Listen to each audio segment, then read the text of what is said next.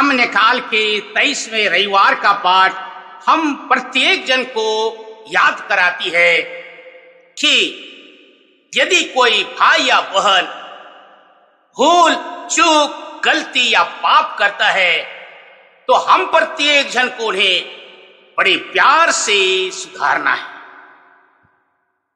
क्योंकि एजेकिएल के ग्रंथ अध्याय 33 पद संख्या 7 से 9 में प्रभु कहते हैं कि मैंने तुम्हें इस्राएल के घराने का पहरेदार नियुक्त किया है। यदि तुम कुमार्ग छोड़ने के लिए चेतावनी नहीं दोगे तो वह अपने पाप में मर जाएगा और तुम उसकी मृत्यु का उत्तरदायी होगा।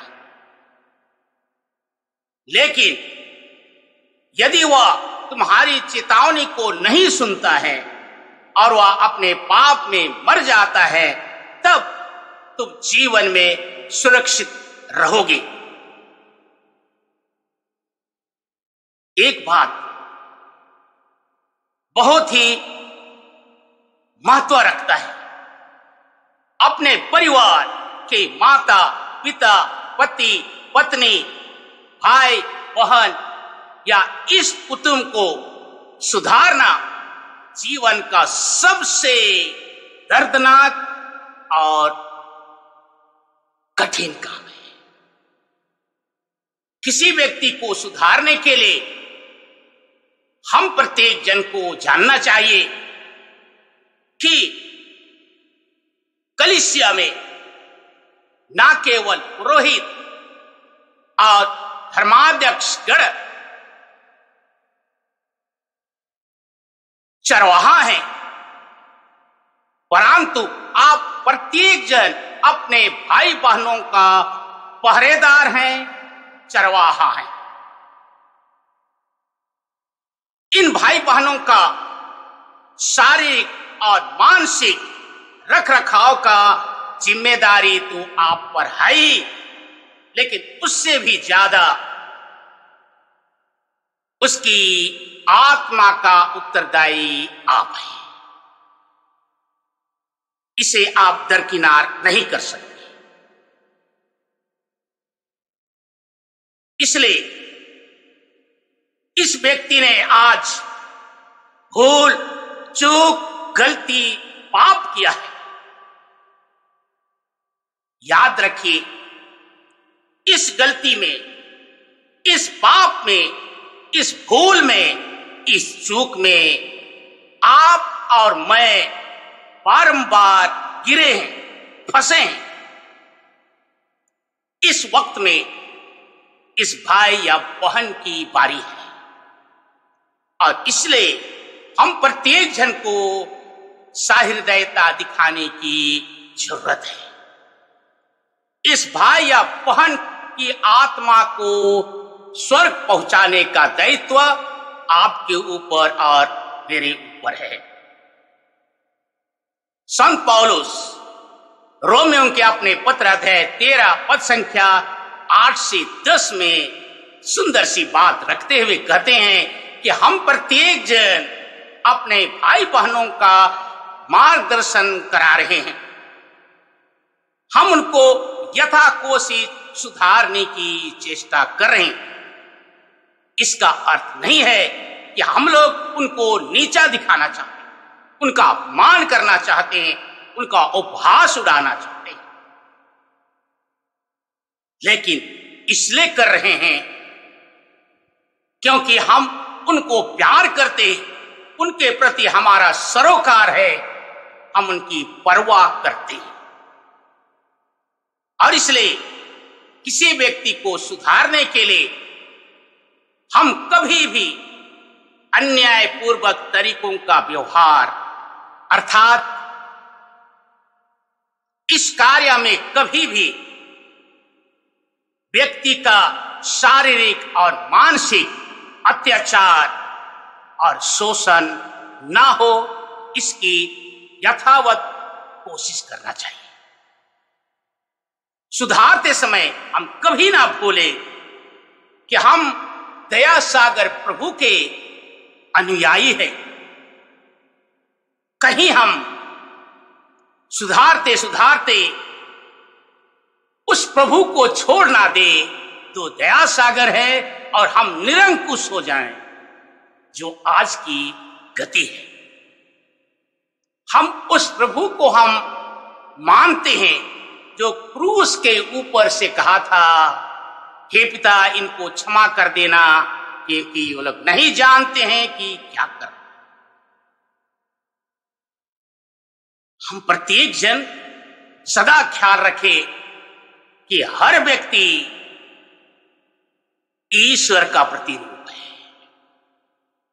वह पवित्र आत्मा का मंदिर है। हम प्रत्येक जन इसका संपूर्ण रूप से आदर करना सीखें। संत मत्ती के सुसमाचार अध्याय 18 पद संख्या 15 से 20 में यीशु ख्रीस्त अपने भाई या बहन को सुधारने के लिए हमारा जो कर्तव्य है, हमारा उत्तरदायित्व है, उसे 3 चरणों में बताते हैं। पहला, यदि तुम्हारा भाई कोई अपराध करे तो तुम उसके पास जाओ और अकेले में व्यक्तिगत रूप से समझाओ। कहना चाहते हैं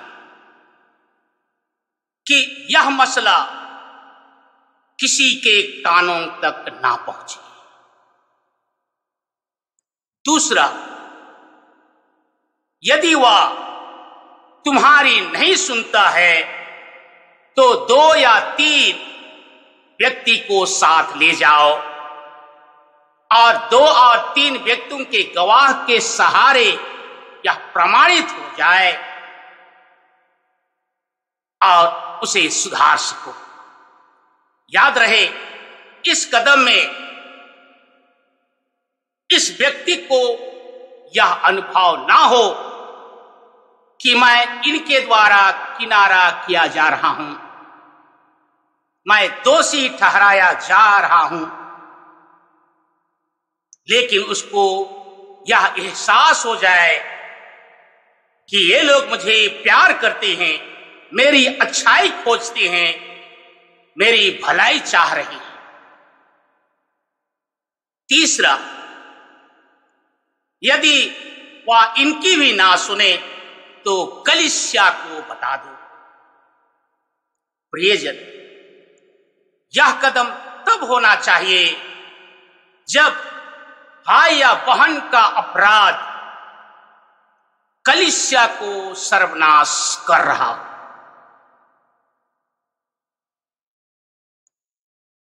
इन कमजोर विश्वास के लोगों को दोबारा वापस लाने के लिए और भाई को एक महत्व देने के लिए यह कदम उठाती है। आगे यीशु ख्रीस्त कहते हैं, यदि वह इसकी भी नहीं सुनता है तो तुम उसे गैर यहूदियों या टांकेदार की तरह समझो।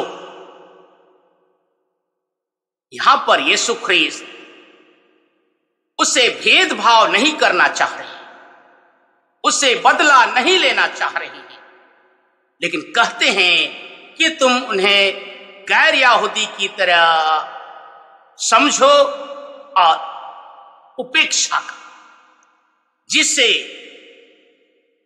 वह एक समय पर with in A time frame वह समझ जाए कि मैंने गलती की है। प्रियजन, यदि हमारी धार्मिक भावना सचमुच में सच्ची है तो आए दिन अपने मां बाप भाई बहन प्रियजन को सुधारने के लिए वार्तालाप का व्यवहार करें। लेकिन विडंबना देखिए, कि आज के तारीख में किसी को सुधारने के लिए हम लोग यीशु के इन सुधार के चरणों का व्यवहार नहीं करते,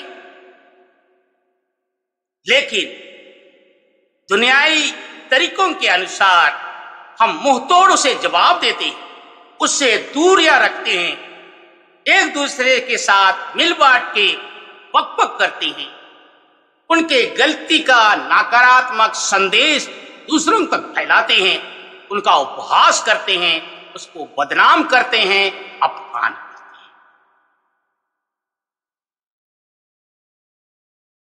अब एक बात स्पष्ट है कि जब कभी हम किसी को भी सुधारे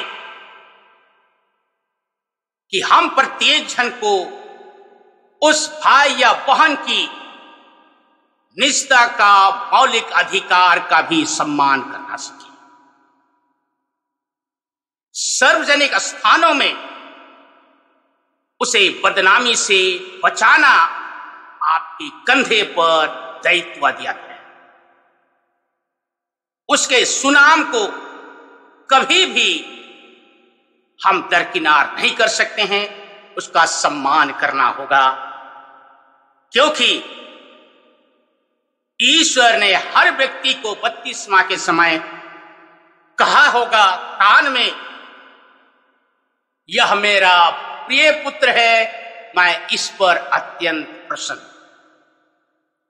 यदि सृष्टिकर्ता हम प्रत्येक जन को प्यार करते हैं, खुश हैं, प्रसन्न हैं, तो आप और मैं कुछ दिन के अधिकार के कारण पागल ना बने। अपनी धार्मिक भावना को सुदृढ़ रखें। व्यक्ति को सुधारने के पहले प्रार्थना करें, अनुभव करें कि मैं उसे प्यार करता हूं। कभी भी दुनियाई तरीकों का इस्तेमाल ना करें। याद रहे कि आप और मैं जीवन में उनकी आत्मा को स्वर्ग पहुंचा सके, इसकी यथावत चेष्टा करते रहे। ईश्वर आपको प्रत्येक जन को प्राज्ञा और विवेक से भर दे। आमीन।